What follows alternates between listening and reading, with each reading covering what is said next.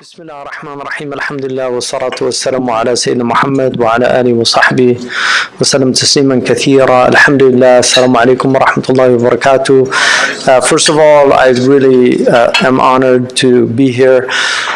The reviving the Islamic spirit is something that I've been coming to now for over a decade, and I really have always, every time I come to Canada, I wonder why I'm living in the United States, but that's another matter. I mean, you have Trudeau, we have Trump, you have maple syrup, we have that phony corn syrup that they call maple syrup.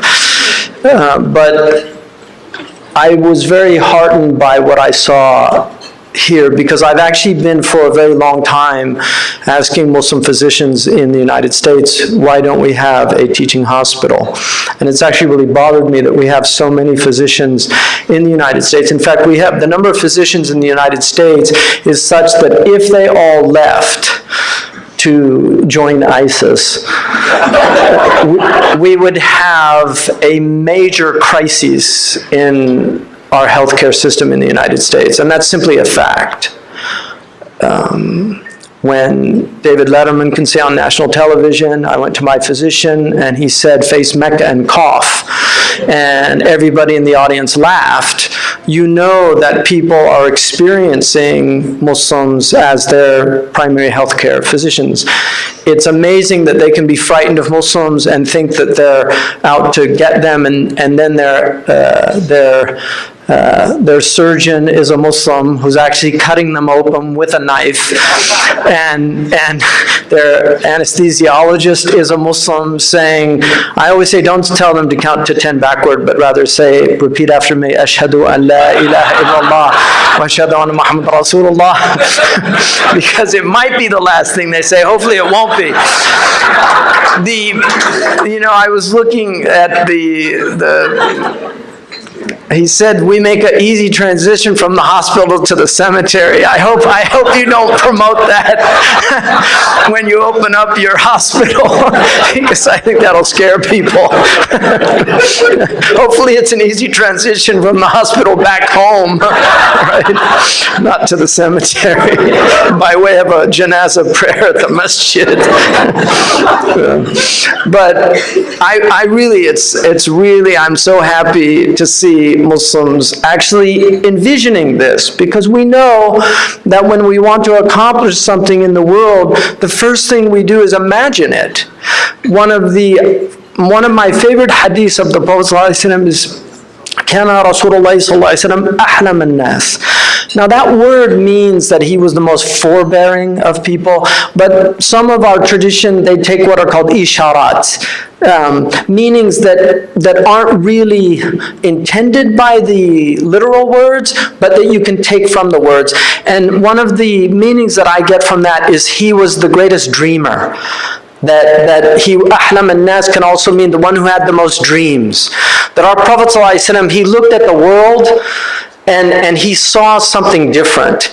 When Khabbab ibn al-Arat complained about the persecution, he said, the time is coming when a woman will go in a riwayah, when a woman will go from Syria to Yemen and fear nothing but a lion or a wolf on the road.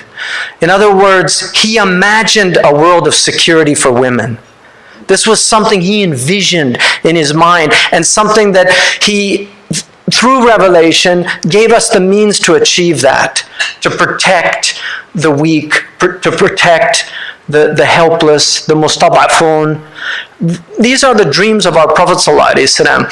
He really did see a different world when he looked at the world. He never looked at anybody as his enemy, but he always looked at people as their potential allies and friends. This is the way he looked at people. When he saw Abu Sufyan, he didn't see an eternal enemy. He saw a potential friend. And he fought him for 20 years, and in the end, Abu Sufyan embraced his path. And this is our Prophet. He sat with Hind, who bit into the liver of his beloved uncle. He sat with her as a sister in Islam, because he didn't hold rancor in his heart. This is who our Prophet ﷺ was.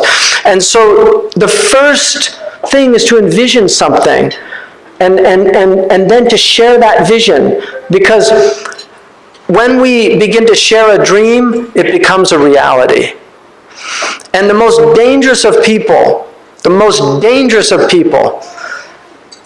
if somebody sleeps at night and has dreams, you just call him a sleeper.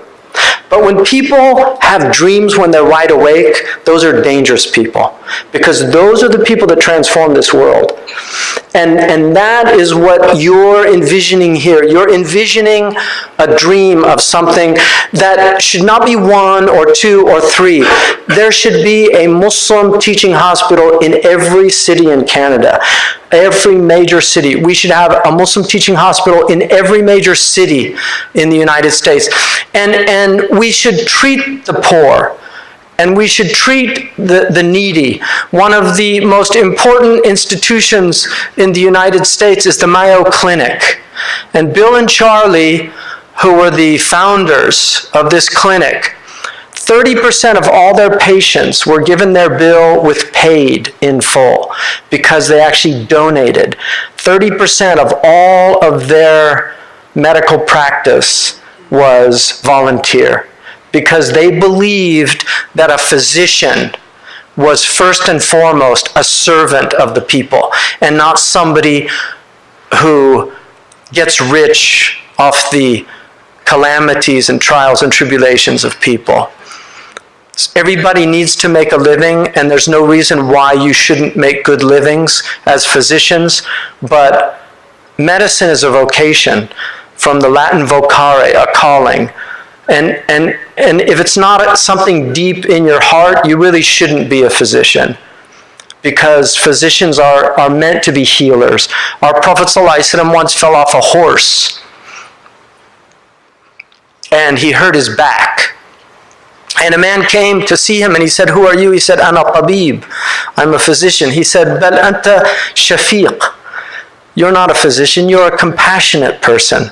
God is the physician. It's such a beautiful statement of how he looked at the world. The Prophet ﷺ, one of the intriguing things, Ibn Khaldun said that the Prophet ﷺ did not come to bring us medicine. He came to bring us a revelation, to draw us near to our Lord, and to be able to be in the world with intelligence. But he said, but he brought the principles of medicine. In fact, in the verse in the Quran, Kulu washrabu wa la tusrifu innahu la yuhibbul musrifin. When one of the Greek physicians heard this verse, which says, "Eat and drink, but not to excess, for surely God loves not those who do things to excess," he said, your prophet didn't leave anything for Galen. Lam yatruk nabiyyak shay'an li jalinus. We know now that 80%, this is according to the National Institutes of Health, that 80% of illnesses are directly related to what people eat, what they imbibe, when they smoke, when they drink, when they overeat, when they eat foods that are bad for them. And yet so little of our medical education is directed towards dietary guidelines. Very few physicians have more than 3 units in nutrition, and yet nutrition is so important to the health of a human being. Why have we neglected that aspect? One of the quickest ways to reverse cardiac disease is to go on a radical diet for a period of time, which is largely a plant-based diet. And this has been proven at the finest institutions, medical institutions in America. So why isn't this being prescribed? Why do we do, they say, oh, that's too radical. And yet sawing a person's sternum open, taking a vein from their leg and sewing it onto their heart is not radical. The idea that people are helpless and they can't comply, non-compliance, you have to teach people how to eat. Teach people how to live. Our Prophet ﷺ, once a man came to him and he said, "Ashtaki sadri ya Rasulullah." He put his hand on his chest and he said, "Innaka maf'ud." You have a heart problem. It's amazing. It's like he scanned his chest. And he said, "You have a heart problem." He said, "Idhab ila Harith ibn Kalada fa innahu yataqabbab." Go to Al-Harith ibn Kalada because he knows how to treat these things. So he referred him to a cardiologist. Right?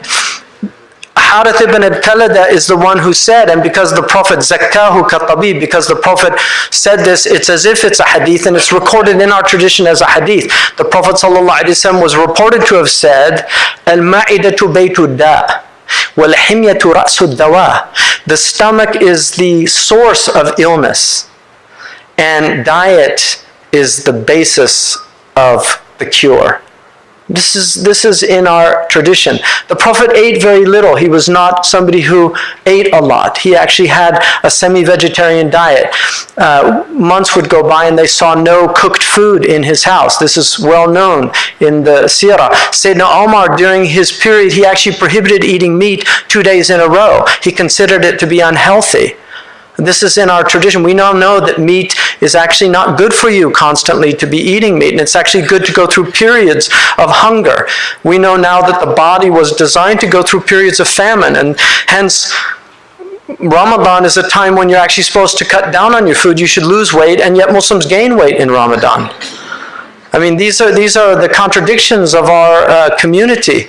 But our Prophet ﷺ, in a hadith, there's two hadiths in the Muwatta about meat. One of them is Sayyidina Umar said, إِيَّاكُمْ وَاللَّحْمِ فَإِنَّ لَهُ الضَّرَاوَةَ كَضَرَاوَةِ الْخَمْرِ. Beware of meat because it has an addiction like the addiction of wine.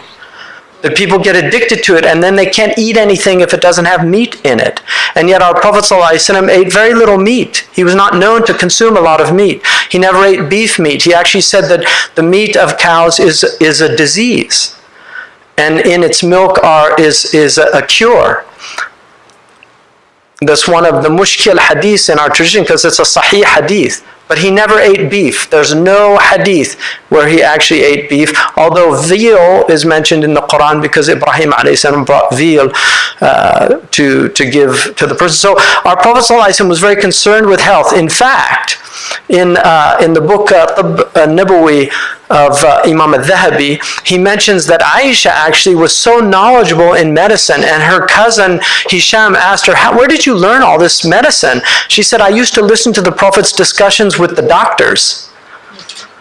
So the Prophet was very interested in healing, and the Quran talks about the shifa. The shifa is part of our tradition.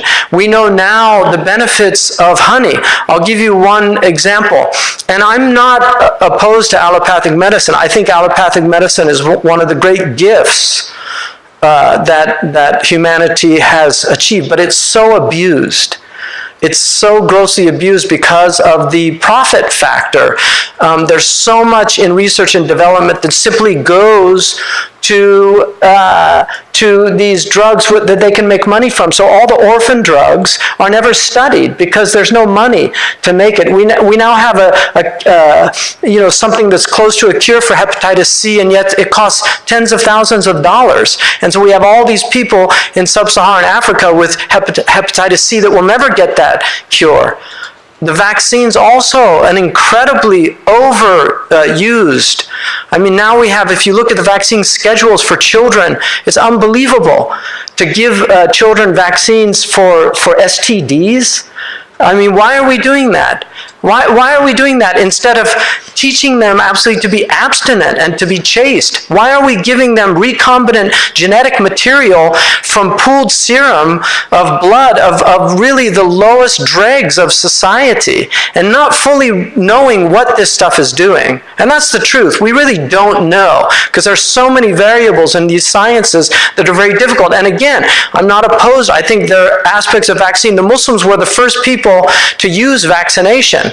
The Ottomans actually, the English got vaccination. Everybody thinks Jenner discovered vaccinations. No, Lady Montagu, who was the wife of the Turkish ambassador, and you can Google this on Wikipedia, Lady Montagu, who was the wife of the Turkish ambassador from England, used to go to the bathhouses and notice that none of the women had pox skin.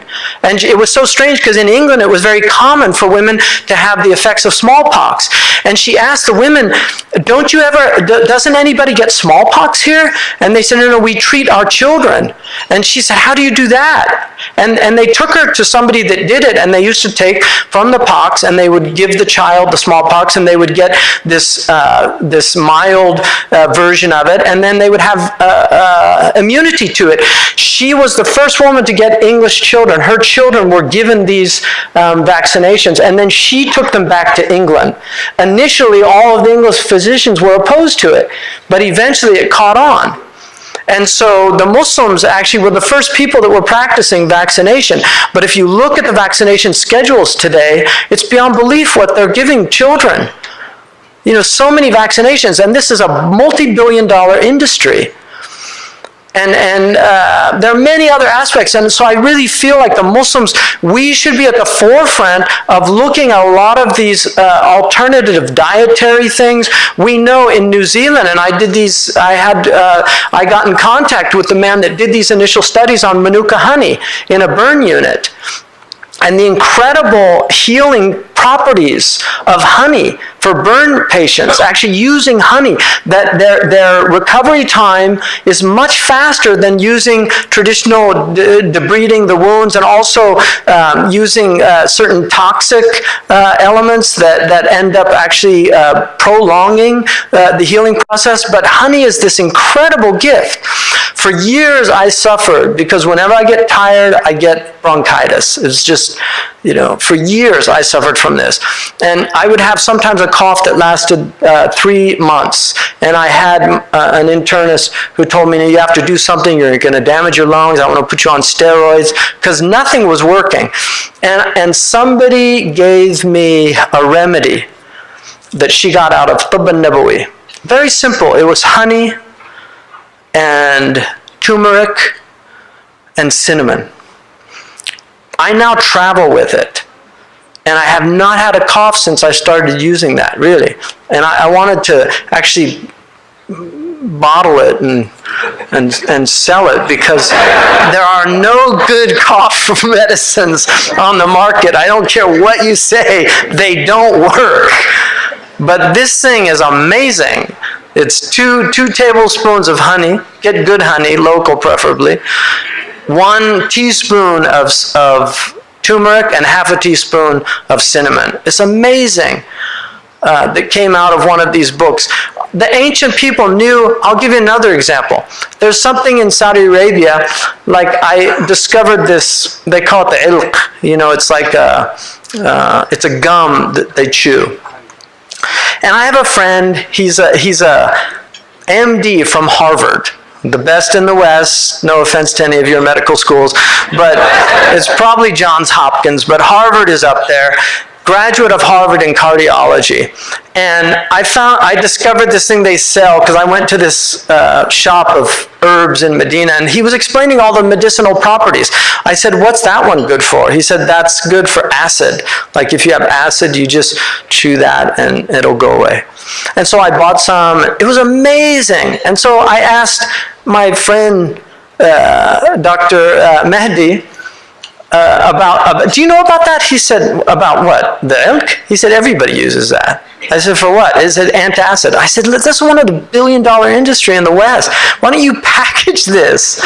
You know, it's just such a simple thing. You know, you chew this thing and swallow the juice, and it alkalizes the stomach, and people feel better. So there are many things in our tradition. We had a great tradition of medicine. And obviously, there's a lot of the past that was the limitations of their time and place. But there are many, many things that are based on wisdom and intelligence.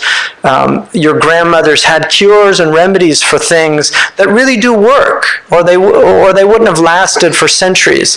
But we should always be open to these things. But allopathy is a great gift.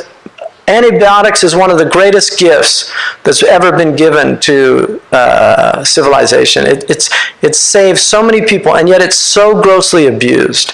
It's given for ear infections that are viral. It's just so grossly abused. And now we're getting all of these horrible drugs. I wrote a paper 25 years ago called When Antibiotics Fail, because I'd read a book by a researcher from Mark LePay. He's a biologist from Berkeley, and he wrote a book in the 1970s called When Antibiotics Fail, warning about the overuse of antibiotics and the great crises it would eventually cause. So we have these people that know these things, and yet we ignore these things, and this is the stupidity of our race, because we're so driven, our species, because we're so driven by greed.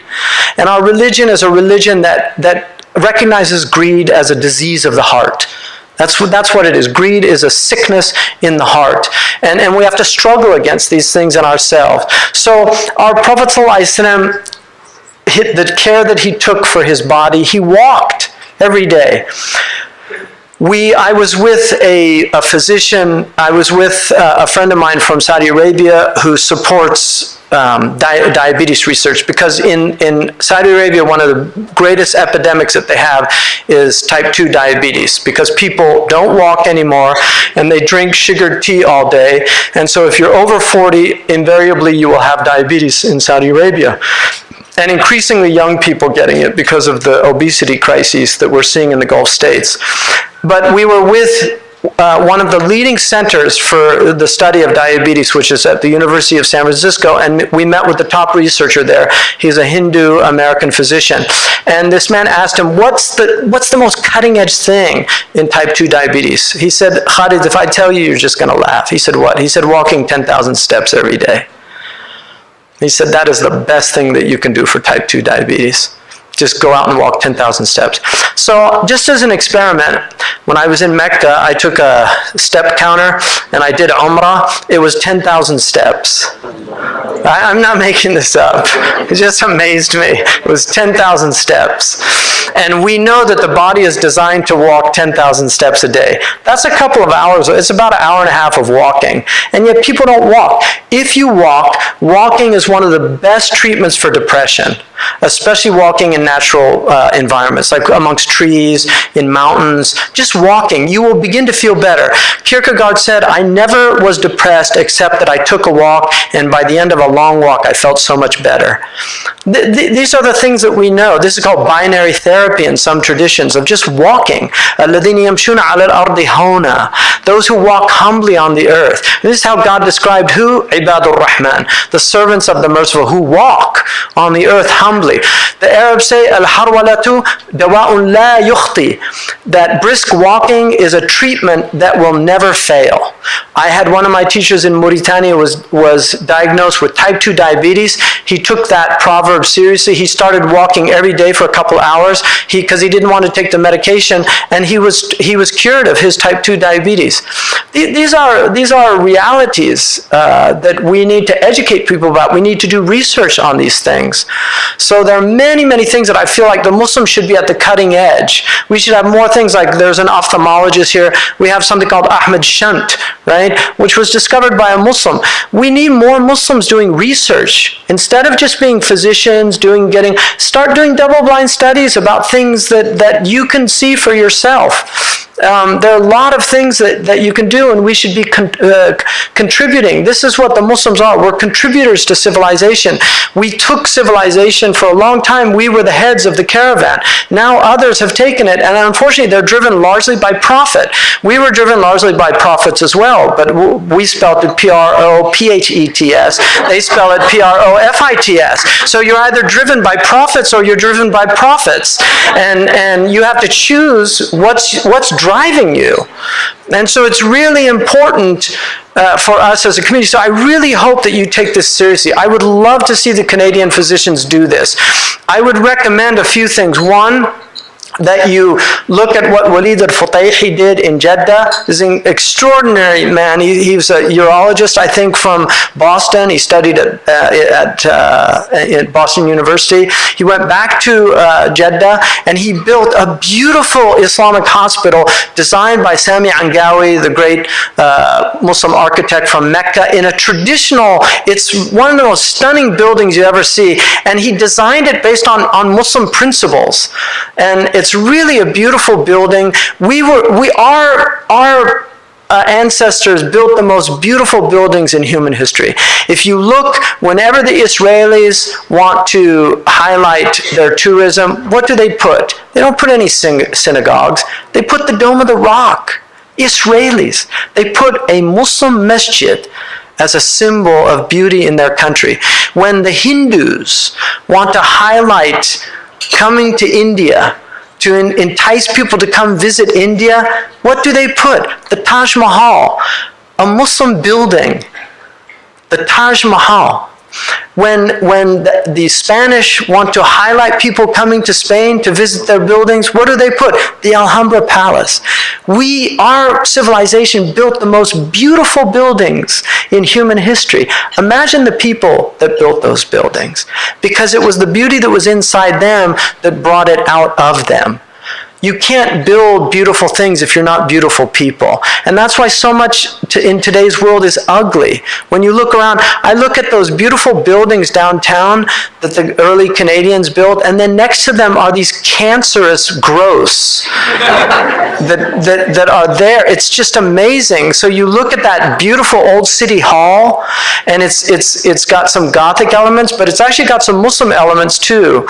Those beautiful arches that have the light dark, that was based on the night and the day, right? Liman arada an yadhakkara wa arada shukura, that Allah created night and day for people that want to remember. That's why they put them in the masjids, to remind people that life is curvilinear. We begin young and we end up dying, but it's a transition of night and day. And so you see that in England and many of their buildings where they build these arches. They took those from the Muslims. The plates that Muslims ate on are now museum pieces. Just ordinary Muslims eating. The clothes that they wore were always beautiful. They were embellished. They look at the Afghani. I'm talking about Afghani peasants who wore these beautiful embroidered clothes that were stitched by the women by hand. Why did they weren't just functional. They saw clothes as not just being functional, but as declaring something about human beings. That we're people of beauty. We love beauty. And that's why our hospitals should be beautiful. They shouldn't be Bauhausian, functionally built architectural monstrosities that are so common in the modern world. They should be beautiful buildings. I read when I graduated from nursing, they gave me a book called Notes on Nursing by Florence Nightingale. And I read that book, and if you've never read it, it's really worth reading. She was so ahead of her time. One of the places where I think she was inspired was she worked in a Turkish hospital. And she was so struck by the beauty of Muslim civilization. But she said hospitals should always have open air. Don't close the windows. They need fresh air. She said, put flowers every day in the rooms of the patients because this will brighten up their spirits. These are taken from Muslim tradition. When Abu Bakr al-Razi wanted to build a hospital in Baghdad, do you know what he did? He took pieces of meat and he put them in different parts of the city. And the place where they actually deteriorated slowest is where he built the hospital, because he thought that the air would have been best in that place. I mean, these people were just brilliant people, truly brilliant people. But bright colors, being cheerful. I'll give you an example. You know, I had a physician, and he does cupping, which is used only in the Scandinavian countries for blood pressure. Again, something our Prophet taught and something that has been totally neglected by the allopathic community, the benefits of cupping. But it's used in allopathic medicine in the Scandinavian countries to this day. And the Chinese still use it also in their hospitals. But I went to this physician, he's a Turkish man. And when I went in, he took my pulse and I was feeling so run down. He said, MashaAllah, MashaAllah, MashaAllah, MashaAllah, pulse, good pulse, good pulse, Allahu Akbar. And then he got his stethoscope out, he started, MashaAllah, MashaAllah, Allahu Akbar, MashaAllah, good, heart good. Then he listened to my lungs, MashaAllah, Allahu Akbar. You know, and by the end of it, I was feeling so much better. I was just I was feeling so good, you know. And now you go to a physician, he's saying, boy, you're in bad shape, you know.